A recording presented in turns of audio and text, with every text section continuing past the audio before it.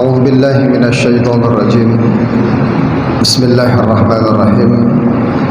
Yang kami hormati, yang kami muliakan para asatidz, para alim ulama, para kiai, para habaib, para tokoh masyarakat, bapak-bapak, ibu-ibu jamaah yang dirahmati Allah Subhanahu wa taala. Assalamualaikum warahmatullahi wabarakatuh.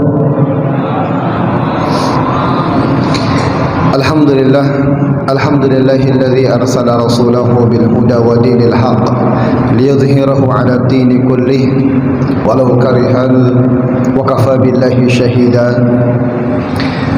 Asyhadu an la ilaha illallah wahdahu la syarika lah wa asyhadu anna Muhammadan 'abduhu wa rasuluhu wa safiyyuhu wa khaliluh. Allahumma salli ala sayyidina Muhammad wa ala alihi wa ashabihi wa man tabi'ahum bi ihsanin ila yaumiddin. Amma ba'd. Bersyukur kita kehadirat Allah ya Rabbi karena sore hari ini kita semuanya masih diberikan kesempatan hidup oleh Allah Subhanahu wa taala.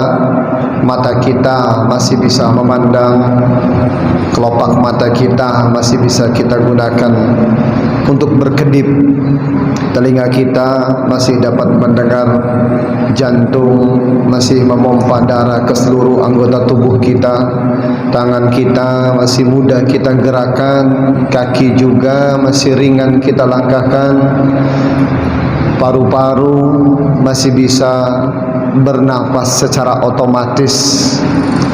Begitupun anggota tubuh lainnya yang Allah Subhanahu wa taala masih memberikan kesehatan. Tapi yang lebih penting daripada itu semuanya, Allah masih memberikan kepada kita semuanya ketentraman hati untuk senantiasa beramal soleh. Dan salah satu amal soleh yang kita lakukan, amalnya orang soleh juga, yaitu berkumpul di majelis ilmu. Yang mudah-mudahan apa yang kita lakukan pada kesempatan sore hari ini membawa manfaat untuk kita semuanya dan dihitung pahala oleh Allah Subhanahu wa taala. Bapak Ibu jamaah yang dirahmati Allah Subhanahu wa taala, salah satu hal yang membuat seekor anjing yang kita sebut bahwa binatang ini merupakan binatang yang kita anggap tidak mulia dalam syariat Islam, yaitu binatang anjing, tapi dia disebut oleh Allah Subhanahu wa taala di dalam Al-Qur'an berbicara tentang Ashabul Kahfi. Para ulama mengatakan bahwa salah satu sebabnya kenapa anjing yang begitu hina tapi disebutkan oleh Allah Subhanahu wa taala karena ia bergabung dengan orang-orang soleh. Orang soleh itu memang betul-betul memberikan aura yang positif untuk kita semuanya. Orang soleh itu asal kita memandang saja kita ingat Allah, asal kita memandang wajahnya saja kita ingat mati, asal kita memandang wajahnya saja jadi termotivasi untuk beramal soleh. Itu orang soleh, pancarannya itu luar biasa. Makanya banyak sekali ayat-ayat yang mengatakan bahwa kita bergabung dengan orang soleh saja sudah mendapatkan kenikmatan yang luar biasa. Makanya Imam Syafi'i dengan ketawaduannya beliau mengatakan bahwa uhibbus sholihin wa lastu minhum. Saya itu suka dengan orang soleh walaupun saya bukan termasuk daripada orang soleh. Harapanku agar Allah Subhanahu wa taala memberikan syafaat daripada orang-orang soleh. Maka alhamdulillah kita masih dapat berkumpul di Masjid Al-Uswah ini, duduk bercangkrama dengan orang-orang soleh samping kanan kiri kita. Harapannya mudah-mudahan Allah Subhanahu wa taala mempermudah jalan kebaikan untuk kita semuanya. Salawat dan salam semoga selalu tercurah kepada baginda alam Nabi besar Muhammad sallallahu alaihi wasallam beserta para keluarga, para sahabat dan para pengikutnya.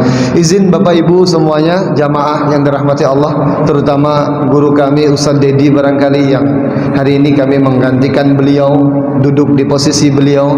Mudah-mudahan apa yang kami sampaikan ini sebanding dengan apa yang biasa beliau sampaikan.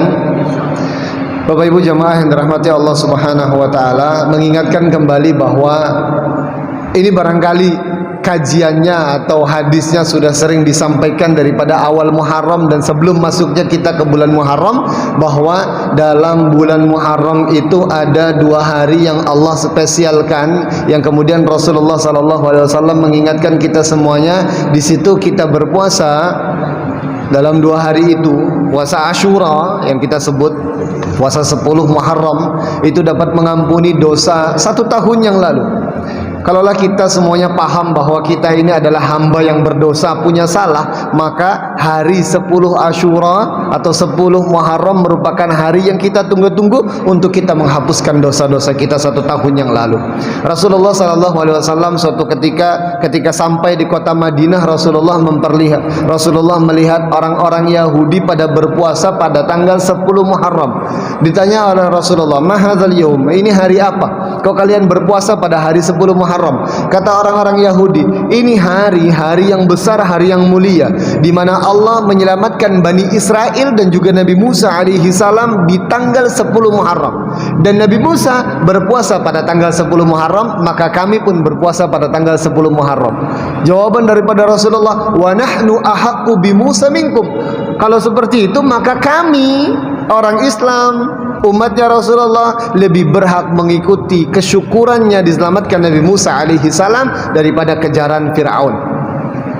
Maka kemudian Rasulullah SAW mengatakan bahwa hari ini kita berpuasa pada tanggal 10 Muharram, yaumul qadim, hari yang akan datang atau 1 tahun yang akan datang, kita akan berpuasa dimulai daripada Tasu'a. Yang kita kenal tanggal 9-nya itu puasanya namanya puasa Tasu'a. Kalau tanggal 10-nya puasanya namanya 10 Muharram, itu nama puasanya puasa Ashura. Yang kata Rasulullah, "Ahtasibu indallah an yukaffira dzunubus sanatal madiyah." Aku berharap dengan puasa 1 Muharram dengan puasa 10 Muharram ini dapat mengampuni dosa 1 tahun yang lalu. Masya Allah. Dosa 1 hari saja kita menginginkan agar Allah Subhanahu wa ta'ala mengampuni dosa-dosa tersebut. Ini 1 tahun Allah ampuni dosanya.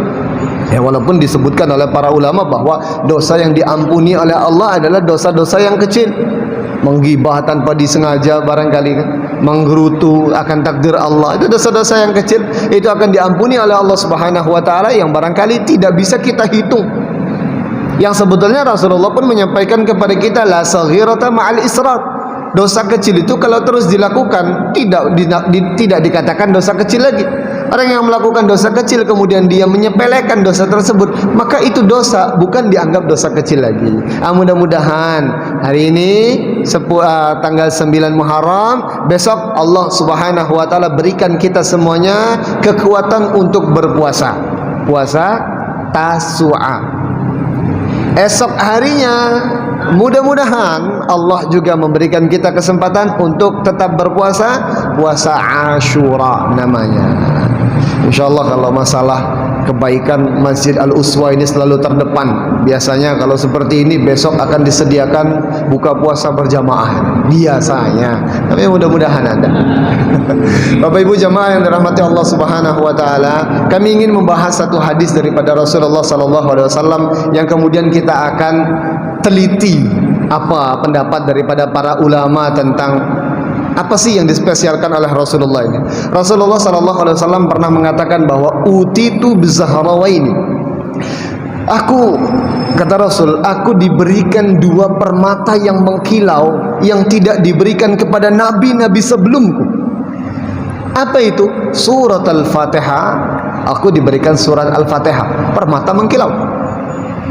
Dan juga akhir daripada surat Al-Baqarah, 2 ayat daripada surat Al-Baqarah, atau ada yang mengatakan 3 ayat di akhir daripada surat Al-Baqarah. Ada apa dalam ayat-ayat yang disebutkan oleh Rasulullah itu sehingga menjadi permata yang mengkilau, yang harganya tidak ada yang mampu menandinginya, bahkan menyamainya saja tidak ada yang bisa menyamakannya. Rupanya Rasulullah SAW dalam sebuah hadis lainnya mengatakan bahwa dalam ayat-ayat yang disebutkan tadi, yaitu surat Al-Fatihah dan akhir daripada surat Al-Baqarah, itu ada doa yang kalau dibacakan oleh orang ada doa yang apabila kita membaca, Allah akan menjawabnya dengan satu kalimat saja. Apa itu? Naam. Iya, aku sudah kabulkan.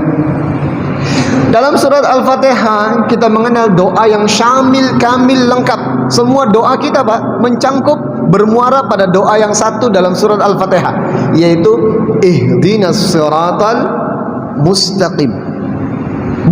Bahasanya singkat. Narasi yang Allah gunakan juga dalam ihdinas siratal mustaqim itu begitu jelas. Ya Allah, tunjukkan kami jalan yang lurus. Apa maksud daripada jalan yang lurus itu? Maksudnya luar biasa. Semua doa kita bermuara, berinduk pada doa yang satu ini. Ini adalah doa yang mencangkup semua doa kita. Ya Allah, berikan kami surga. Caranya, berikan kami jalan yang lurus menuju surga. Ya Allah, berikan kami ketakwaan. Caranya, Allah tunjukkan kami jalan yang lurus menuju ketakwaan itu. Sampai urusan masalah dunia pun kita berharap kepada Allah, ya Allah, anakku sakit, sedang mencari obat. Ihdinas siratal mustaqim, tunjukkan kami jalan yang lurus, jalan yang benar, obat yang tepat. Ya Allah, anakku saat ini sedang mencari sekolahan barangkali. Tunjukkan jalan yang benar, jalan yang lurus untuk mencari sekolahan yang tepat. Ya Allah, anak saya atau kami, kita barangkali sedang mencari jodoh. Tunjukkan kami jodoh yang tepat. Jadi doa ihdinas siratal mustaqim isinya, kandungannya begitu dahsyat, tapi jawaban daripada Allah Subhanahu wa taala cuma satu kata, na'am. Inilah permata yang hebat. Nah, yang akan kita bahas pada pertemuan kali ini adalah akhir daripada surat Al-Baqarah. Dimulai daripada lillahi ma fis samawati wa ma fil ard wa in tubdu ma fi anfusikum aw tukhfuhu yuhasibkum bihillah. Ada sebuah hadis diriwayatkan oleh Imam Muslim bahwa man qara'a bi ayataini akhir surat Al-Baqarah, barang siapa yang membaca dua ayat di akhir surat Al-Baqarah, kafata, maka cukup baginya. Syarah daripada para ulama mengatakan bahwa cukup baginya maksudnya apa? Pahalanya cukup. Satu hari kita membaca akhir daripada surat Al-Baqarah, dua ayat surat Al-Baqarah, pahalanya sudah mencukupi. Oh, cukup untuk satu hari itu, kalau merasa cukup. Tapi kalau merasa kurang, silakan tambah dengan pahala-pahala yang lain.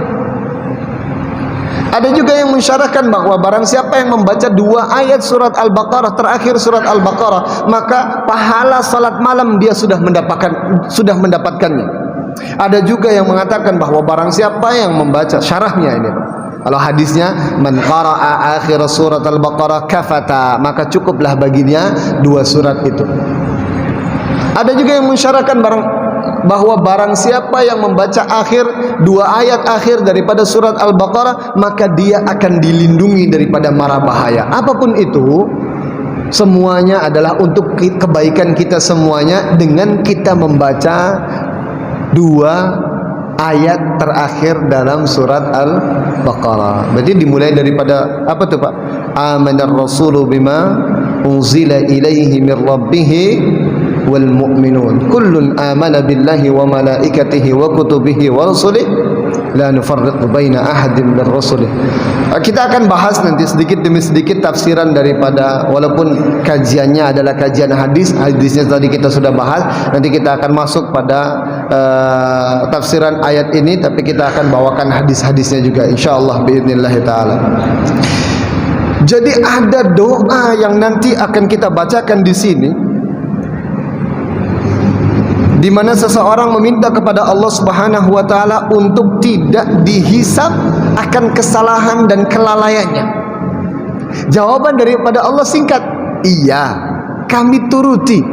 Rabbana la tu'akhidna in nasina au akhtana. Ya Allah, jangan hukum kami andai kami salah dan kami lupa. Kami lupa dan kami salah. Jawaban Allah, iya, tak apa-apa. Baik bapak-bapak, ibu-ibu jemaah yang dirahmati Allah, kita bahas terlebih dahulu daripada ayat yang ke 284-nya. Allah katakan lillahi ma fis samawati wa ma fil ard wa in tubdu ma fi anfusikum aw tukhfuhu yuhasibukum bihillah. Ini ayat menjadi apa ya Pak? Shock terapi untuk para sahabat. Para sahabat sempat kaget dengan ayat yang diturunkan. Allah Subhanahu wa taala berfirman bahwa milik Allah lah segala sesuatu yang ada di langit dan yang ada di bumi. Dan Allah mengetahui secara detailnya apa yang ada di langit dan apa yang ada di bumi. Lillahi ma fis samawat. Samawat artinya bukan cuma satu langit, tapi semua langit itu Allah yang menguasai dan Allah mengetahui secara detailnya. Ada planet ini, planet itu, semuanya Allah mengatur. Dan yang ada di bumi pun, daripada manusia, gerakan bumi, gunung-gunungnya, hati manusia, semuanya Allah yang menguasai. Sehingga Allah Subhanahu wa taala mengatakan bahwa wa in tubdu ma fi anfusikum aw tukhfuhu yuhasibkum bihillah. Kita semuanya tahu ya Pak ya, sepakat para ulama juga daripada ayat-ayat Allah Subhanahu wa taala bahwa Allah mengetahui, ya'lamus sirra wa akhfa. Allah mengetahui sesuatu yang tersembunyi. Allah mengetahui sesuatu rahasia kemudian Allah sembunyikan. Jadi apa sih yang Allah tidak tahu daripada diri kita? Kebaikan yang kita lakukan kemudian kita sembunyikan di antara manusia, Allah tahu dan Allah akan mencatatnya sebagai pahala besar. Keburukan juga yang kita sembunyikan, Allah mengetahuinya, tapi Allah menyimpannya. Akhfa, Allah sembunyikan, Allah tidak beberkan. Yang menarik, setelah kita mengetahui bahwa Allah mengetahui apa yang kita rahasiakan, Allah tahu Pak ya. Tapi ini ayat dibilang wa in tubdu, andai engkau menampakkan ma fi anfusikum, apa yang ada dalam diri kalian, au tukhfuhu, atau engkau cuma sekedar menyembunyikannya dalam hati, yuhasibukum bihillah, Allah akan menghisabnya. Luar biasa. Sesuatu yang kita ucapkan, sesuatu yang kita tampakkan, Allah hisab, tidak masalah. Karena memang sudah kita tampakkan permusuhan kita kepada orang lain, kemudian permusuhan itu kita tampakkan, kita ambil ininya, ini segala macam permusuhan yang kita tampakkan, kemudian dihisab oleh Allah, tidak masalah ya. Ya karena memang salah kita. Tapi ini ada dosa yang kalau kata para ulama sufi ini merupakan dosa batin, baru ngeglendeng, baru bergumam dalam hati saja, itu sudah dihisab oleh Allah. Ini orang kenapa sih? Baru dalam hati, belum kita ucapkan. Kata Allah yuhasibkum bihillah, itu Allah juga sudah menghisapnya. Makanya para ulama sufi mengatakan, oh ini ada namanya dosa batin, dosa yang belum kita tampakkan tapi sudah dihisap oleh Allah. Berat betul. Baru kita menggerutu akan takdir Allah saja, menggerutu. Belum kita ngomong, belum kita keluhkan kepada orang lain, menghina orang lain, baru dalam hati saja itu sudah dihisap oleh Allah. Ayat ini apa ya? Yuhasibkum bihillah. Ini kami tanya, kira-kira ayat yang seperti ini berat atau tidak Pak untuk kita? Berat Pak ya? Baru dalam hati itu sudah dihisap oleh Allah. Makanya ketika ayat ini turun, para sahabat mendatangi Rasulullah atau Rasulullah sallallahu alaihi wasallam. Faqal, kemudian mereka mengatakan, wahai Rasul, apakah Allah menghisab kita padahal kita belum mengucapkan apa yang ada terdetak dalam hati kita? Rasulullah sallallahu alaihi wasallam karena mengimani ayat ini, kemudian Rasulullah mengatakan, iya, itu sudah dihisab. Para sahabat yang kemudian ketika itu protes kepada Rasulullah karena Rasulullah sudah mengatakan bahwa iya akan dihisab. Apakah kalian beriman kemudian kalian mengatakan seperti orang terdahulu, amanna wa asaina, aku beriman tapi aku bermaksiat? Masih, oh iya Allah, oh iya Rasul, saya percaya kok bahwa apa yang dalam hati ini akan dihisab oleh Allah. Tapi nggak bisa saya Rasul. Itu kan berarti seperti orang terdahulu ya. Amanna, kami beriman tapi kami tidak mau nurut. Rasulullah pun sedikit mengangkat suaranya bahwa apakah kalian ingin sama seperti orang-orang terdahulu, percaya bahwa Allah menghisab hati kita, tapi kalian tetap bermaksiat? Waduh, ini berat kata para sahabat. Tapi para sahabat tetap mengimani ayat tersebut. Maka turunlah ayat-ayat berikutnya yang kemudian menjadi nasikh daripada ayat yang mansukh ini. Jadi ayat ini Pak, ayat ini sudah dihapus, tidak berlaku lagi. Hukumnya tidak berlaku lagi, tapi ayatnya masih tetap kita baca. Dengan ayat apa? Dengan ayat yang selanjutnya nanti. Kata Allah, amanar rasulu bima unzila ilaihi min rabbihi wal mu'minun. Masya Allah, luar biasa. Rasul tetap beriman terhadap apa yang kami turunkan. Orang mukmin juga beriman, mengiyakan apa yang diturunkan oleh Allah tadi, bahwa Allah akan menghisab kita. Tetap Pak, tetap beriman. Makanya luar biasa Bapak. Urusan kebatinan itu nomor satunya adalah para ulama sufi ya. Ada seorang ulama bernama Abu Nun. Beliau mengatakan bahwa saya beristighfar satu harinya 300 kali karena ucapan alhamdulillah yang pernah saya ucapkan. Gimana? Jadi namanya Abu Zinnun. Beliau mengatakan bahwa saya mengucapkan astagfirullah, berzikir istighfar selama 300 kali karena mengingat pernah mengucapkan kalimat alhamdulillah dan itu tidak tepat. Bagaimana ceritanya? Para muridnya bertanya, itu gimana ceritanya wahai Abu Nun? Beliau bercerita, dulu saya punya toko di Baghdad, di pasar Baghdad. Suatu ketika pasar Baghdad habis, ludes, terbakar oleh api. Semua toko hancur. Kemudian ada orang yang mengabarkan kepada Abu Nun, wahai Abu Nun, pasar kota Baghdad terbakar, semua toko hangus, kecuali tokomu, kecuali warungmu. Kata muridnya tadi.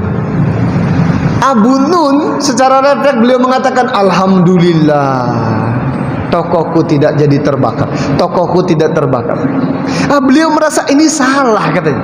Kok bisa-bisanya saya bertahmid, bisa-bisanya mengucapkan syukur, padahal ada musibah orang lain yang lebih dahsyat. Itu makanya kemudian Abu Nun mengatakan saya beristighfar kepada Allah itu sebanyak 300 kali karena ucapan alhamdulillah saya. Ini dosa batinku.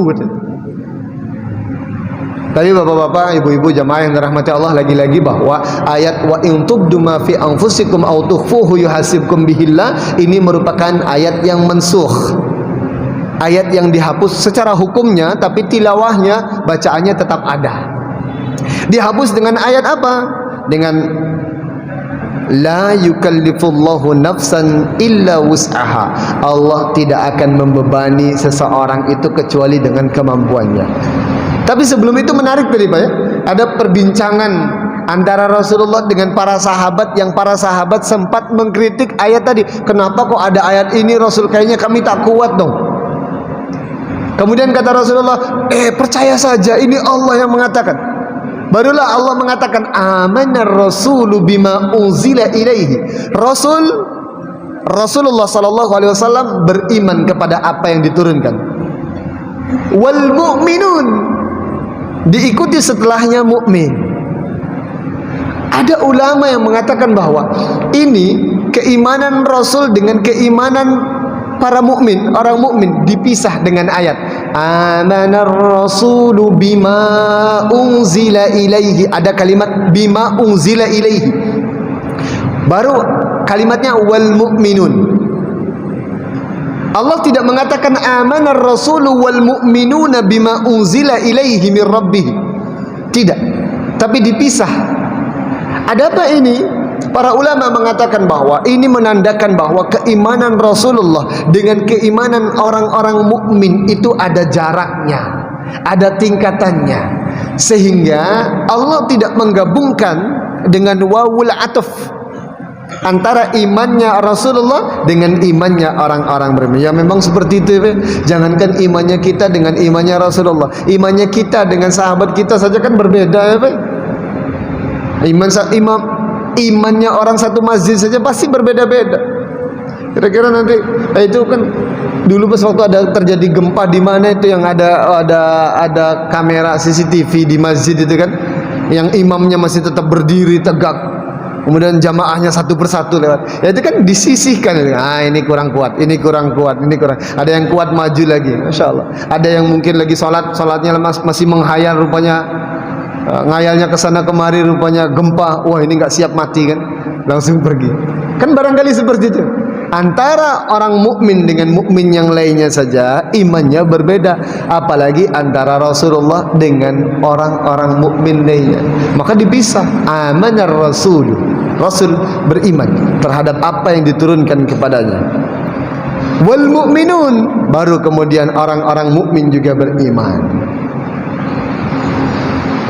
Ayat selanjutnya barulah Allah mengatakan bahwa ini dia. Wa qalu sami'na wa ata'na. Oke, kalau beriman kepada Allah katakan sami'na terhadap ayat Al-Qur'an yang Allah turunkan kepada Rasulullah, kemudian diperdengarkan kepada telinga kita dan kita semuanya mendengar, katakan sami'na, iya, kami paham, kami mendengar. Wa ata'na, kemudian kami taat. Tapi Pak, Bu, pasti saja di dalam ketaatan kita itu ada dosanya. Ada salahnya, mohon maaf, ada salahnya. Walaupun nilai daripada kesalahan itu tidak sampai kepada dosa.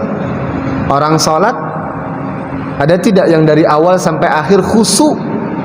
Ada mungkin. Tapi banyakkan mana orang yang sholatnya dari awal sampai akhir khusyuk, atau khusyuk di awal, tengah-tengah bolong, akhirnya baru khusyuk lagi. Barangkali banyak yang kedua ya Pak. Banyak yang tidak khusyuk di tengah-tengahnya. Makanya dalam ketaatan kita juga kita mesti beristighfar, kata Allah. Sami'na wa ata'na, ya Allah kami taat, tapi dalam ketaatan kami ini pasti kami tidak sempurna. Ghufranaka rabbana wa ilaikal masir. Minta ampun Allah atas kekurangan kami. Itu dia. Jadi orang beristighfar itu bukan karena maksiat saja, tapi karena kekurangan kita juga. Makanya masya Allah doa terindah daripada Rasulullah itu, salah satu doa terindah daripada Rasulullah itu kita minta bahwa kita diberikan pertolongan oleh Allah untuk dapat berzikir dan taat yang baik.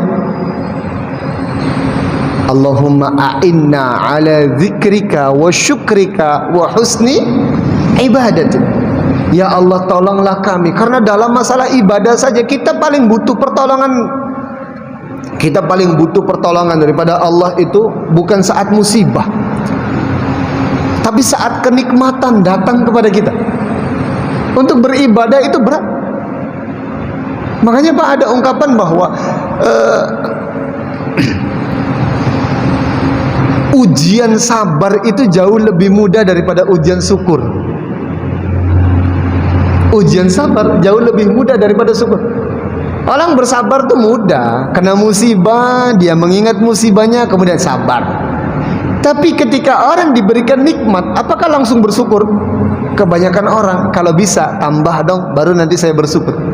Sudah ditambah, tambah dong dikit lagi baru nanti saya bersyukur. Ditambah lagi, wah sulit syukur. Makanya kalau kata Imam Ghazali itu bahwa manusia itu innal insana dzakara masaibahu, manusia itu mudah ingat terhadap musibah, wa'adda masaibahu, dan sering menghitung musibah. Mohon maaf, manusia itu nasya, innal insana nasya ni'ama rabbih, sesungguhnya manusia itu sering lupa akan nikmat daripada Tuhannya, wa'adda masaibahu, dan menghitung musibah. Urusan menikmat itu sering kita lupa, tapi kalau urusan musibah, Bapak coba tanya kepada kawan Bapak berapa kali masuk rumah sakit, dia pasti hafal. Oh saya masuk rumah sakit 4 kali, yang pertama malaria, yang kedua karena ini, yang ketiga muntaber, dan ingat. Kalau urusan musibah, Bapak berapa kali dipindah ini misalnya kan karena melanggar ini. Musibah. Kalau musibah tuh selalu kita ingat, tapi urusan nikmat tuh Masya Allah lupa. Kira-kira ada yang masih ingat tuh seumur hidup Bapak berapa kali makan sate? Oke lah kalau itu kebanyakan kan. Kalau itu kebanyakan. Tapi urusan nikmat tuh pasti kita sering lupa. Bahkan ada juga yang dikasih nikmat tapi dia menganggap bahwasanya wah ini apa kok, yang lain dikasih seperti itu kok saya cuma ini doang, yang lain 1 juta kok saya kok cuma 900, padahal kurangnya cuma 100. Tapi tetap itulah fitrah daripada manusia, bahwa manusia itu gampang lupa akan nikmat Allah, tapi urusan musibah luar biasa. Maka ada ayat-ayat yang selanjutnya ini menarik, Pak. Ada perihal lupa dan juga salah. Rabbana la yukallifullahu nafsan illa wus'aha. Allah tidak akan membebani seseorang dalam masalah apa saja, dalam masalah dalam urusan keluarga, bahkan sampai ibadah pun kita tidak boleh memaksakan diri kita kalau memang kita tidak mampu. Orang dalam perjalanan tidak mampu untuk berwudu, tidak mesti dia menyetop bisnya untuk berwudu mencari air. Kalau waktu perjalanannya panjang, sebisanya kita salat. Kita sulit menghadap kiblat, ya silakan hadapkan kita pada arah yang kita yakini bahwa itu kiblat. Kan itu. La yukallifullahu nafsan illa wus'aha. Allah tidak mungkin membebani seseorang kecuali atas kemampuan. Berarti gampangnya gini Pak Bu, kalau ada musibah yang sedang menimpa kita dan kita anggap bahwa kok berat betul musibah ini, perlu kita ketahui bahwa ini tidak mungkin Allah memberikan musibah kepadaku kecuali memang aku yang mampu. Yang lain belum tentu mampu. Kalau saya mampu. Makanya pahala daripada syukur itu pahalanya besar. Tapi lebih besar lagi adalah orang yang bersabar. Innama yuwaffas sabiruna ajrahum bighairi hisab. Orang yang sabar itu pahalanya di sisi Allah, hanya Allah yang punya kalkulatornya. Kita tuh pernah tahu, sulit menghitung pahala sabar kita. Tapi pahalanya luar biasa. Nah, kita lanjut lagi. La yukallifullahu nafsan illa wus'aha. Baik. Laha ma kasabat wa 'alaiha maktasabat. Secara pengertian harfiah di Quran terjemah itu, bagi seseorang itu apa yang ia kerjakan, pahala yang ia kerjakan, dan baginya juga dosa daripada apa yang kita kerjakan. Kurang ngena. Tapi kalau secara bahasanya lebih dalam lagi kita teliti, itu bahasa yang Allah gunakan, kasabat sama iktasabat. Ada perbedaan secara sorof saja Pak, secara kaidah bahasa saja. Kalau kasabat nanti nafsan, karena nafsan itu perempuan jadinya kasabat. Kasabat itu artinya mengerjakan sesuatu tanpa upaya, tanpa bersusah payah. Itu namanya kasaba. Maka Allah mengatakan bahwa laha, bagi seseorang mendapatkan pahala daripada pekerjaan yang dia tidak upayakan. Jadi tidak begitu sulit seseorang itu mengerjakan kebaikan. Tapi kalau 'alaiha maktasabat, iktasabat, itu adalah sesuatu yang dikerjakan dengan upaya. Apa itu sesuatu yang dikerjakan dengan susah payah? Hasilnya adalah dosa. Kalau pahala dikerjakan tanpa upaya sulit, kalau dosa dikerjakan tanpa dikerjakan dengan kesusahan. Itu bahasa yang mudah dipahami daripada laha ma kasabat wa 'alaiha maktasabat. Mari kita bandingkan mana yang lebih mudah mengerjakan kebaikan dengan mengerjakan keburukan.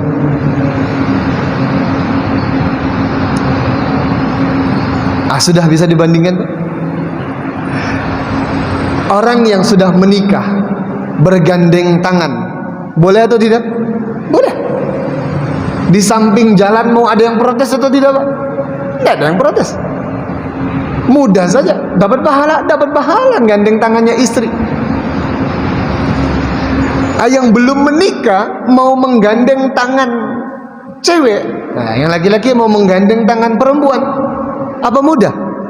Oh, cari tempat yang sepi dulu kira-kira aman gitu kan.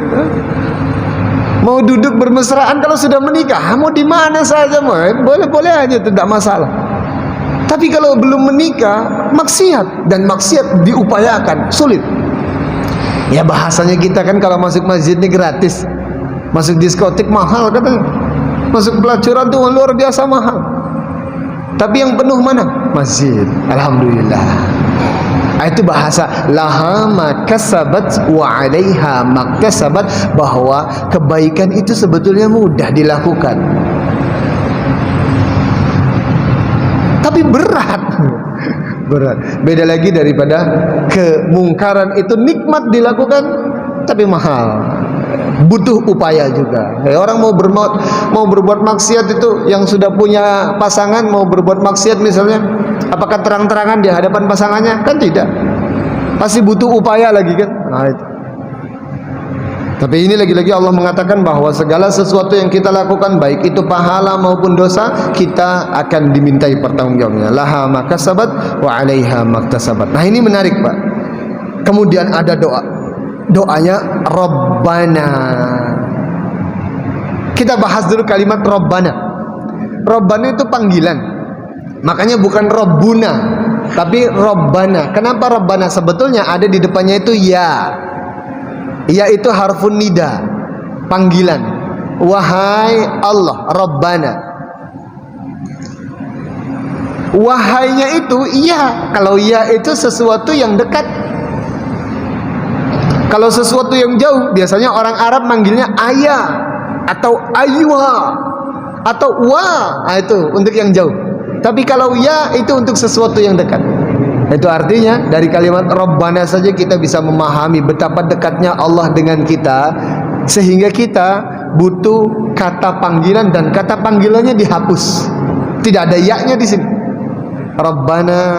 Kalau bahasa kita mah, kita lagi ngobrol di kantin, ngobrol sama kawan kita, nggak pakai woi lagi, tapi langsung bud. Ini juga sama. Kita begitu dekat dengan Allah sehingga harfun nida, huruf panggilnya itu yang harusnya ya, itu dihapus. Langsung Rabbana. Kayak orang sudah dekat banget kemudian langsung ngomong Rabbana. Apa yang diminta? La tu'akhizna. Jangan engkau bebani, jangan engkau hukum kami. La tu'akhizna in nasina, jika kami lupa. Au akhtana, dan lupa itu biasanya menimbulkan kesalahan. Jawaban Allah, na'am, iya, boleh, aman. Tapi Pak, lagi-lagi ini berlaku pada ibadah. Tapi kalau kebaikan Allah, kebaikan orang, tidak boleh kita lupa. Makanya Bapak, kalau menarik itu dalam surat Al-Baqarah.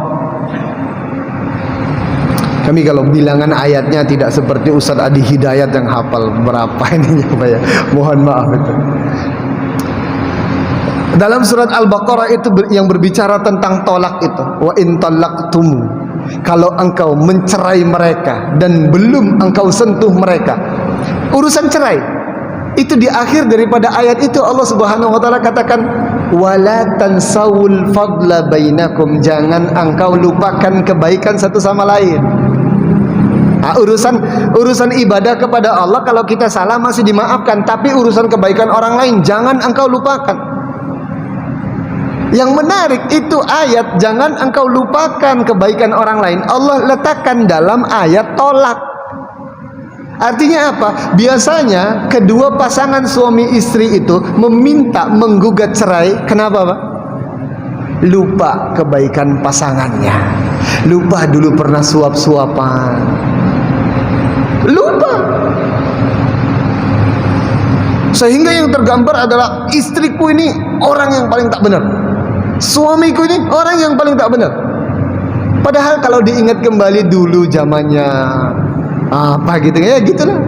Wala tansawul fadla bainakum. Ingat, jangan lupakan kebaikan orang lain walaupun itu kecil gitu. Maka dalam ayat ini kalau masalah ibadah itu tidak masalah, tapi kalau urusan kebaikan orang lain walaupun kecil jangan engkau lupakan. Sejam lagi, 5 menit lagi, sedikit lagi, Pak. La tu'akhidna in nasina aw akhtana rabbana wa la tahmil 'alaina isran kama hamaltahu 'alal ladzina min qablina. Masih panggilannya rabbana, tidak pakai ya.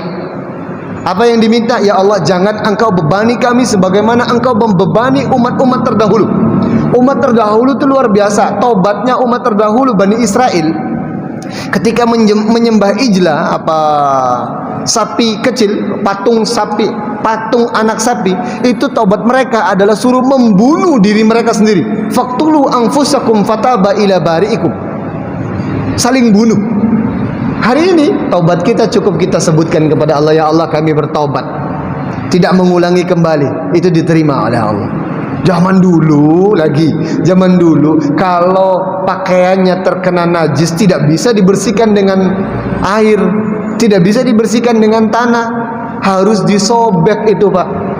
Kalau yang kena ini ujung baju kita kena najis, itu najis, tidak bisa kita sucikan, tetap sampai kapanpun menjadi najis, tidak bisa digunakan untuk beribadah. Zaman dulu cara membersihkannya gimana? Disobek. Habis baju kita lama-kelamaan kalau kena najis terus. Tapi zaman Rasulullah, Masya Allah, semuanya diberikan kemudahan. Maka doanya, la Rabbana wa la tahmil alaina isran kama hamaltahu ala alladhina min qablina Rabbana wa la tuhammilna ma la taqata lana bih. Jangan engkau bebani kami dengan sesuatu yang tidak.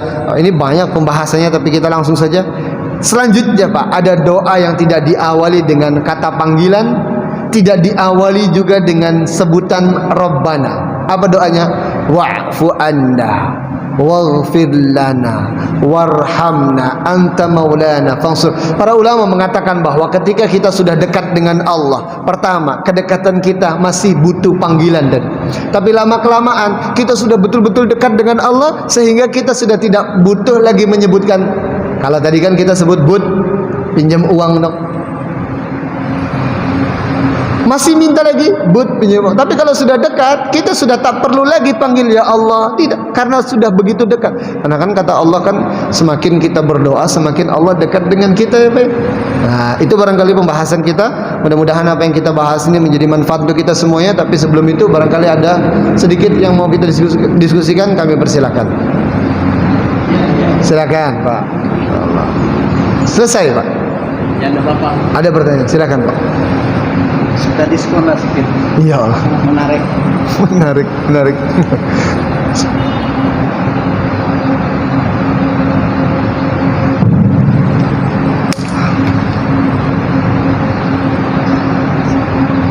Assalamualaikum warahmatullahi wabarakatuh. Salam. Bisa ashabul kahfi Anda ingin menemani pemuda yang berjudul ketawa bisa buat. Iya Pak. Dengan dasar ini apakah kita boleh memelihara anjing? Ya. Ada yang mengatakan bahwasanya apabila di dalam rumah ada anjing, maka malaikat yang masuk. Terima kasih. Assalamualaikum warahmatullahi wabarakatuh. Assalamualaikum warahmatullahi wabarakatuh. Yang perlu kita pahami bahwa syariat Rasulullah itu melengkapi daripada syariat-syariat Nabi terdahulu, dan ada syariat-syariat Nabi terdahulu yang tidak berlaku di zamannya Rasulullah sallallahu alaihi wasallam. Ada juga syariat umat terdahulu yang kemudian tetap dilestarikan di zamannya Rasulullah. Itu namanya asy-syar'u man qablana. Kalau kaidah usul fikihnya, asy-syar'u man qablana, syariat yang ada terdahulu. Seperti qisas, itu zaman dulu sudah ada, zamannya Rasulullah juga tetap diadakan, itu namanya qisas. Khitan juga zaman dulu sudah ada, sekarang juga ada. Nah, hewan anjing itu dulu bukan di syariatnya Rasulullah, itu merupakan hewan yang biasa, tidak najis gitu Pak. Tidak najis, dan syariat najisnya hewan anjing itu ada berlaku pada zamannya Rasulullah sallallahu alaihi wasallam. Terlebih lagi kemudian kita berbicara tentang apakah ada dalil yang mengatakan bahwa ketika ada seekor anjing di rumah kita itu keberkahan dan juga rahmat daripada Allah tidak sampai kepada rumah kita. Memang terjadi ketika sebab turunnya surat Ad-Duha itu kan Rasulullah merasa kok Jibril tak datang-datang. Rupanya setelah lama Rasulullah melihat di bawah ranjangnya Rasulullah ada anak anjing, yang kemudian Rasulullah bertanya, ini siapa yang memasukkan anak anjing ini? Apakah anak anjing ini masuk sendiri? Kemudian Rasulullah mengatakan bahwa malaikat tidak akan masuk ke rumah yang di dalamnya ada seekor anjing. Nah itu. Jadi syariat umat terdahulu itu kadang-kadang tidak sesuai dengan syariatnya Rasulullah SAW. Begitu Bapak ya. Terima kasih. Barangkali nanti kalau ada pertanyaan kita ngobrol saja Pak ya. Boleh di ini. Boleh Pak, selesai. Nah, terima kasih banyak atas segala perhatiannya. Kurang dan lebihnya kami mohon maaf. Allahumma fiq ila aqwamit thariq. Assalamualaikum warahmatullahi wabarakatuh.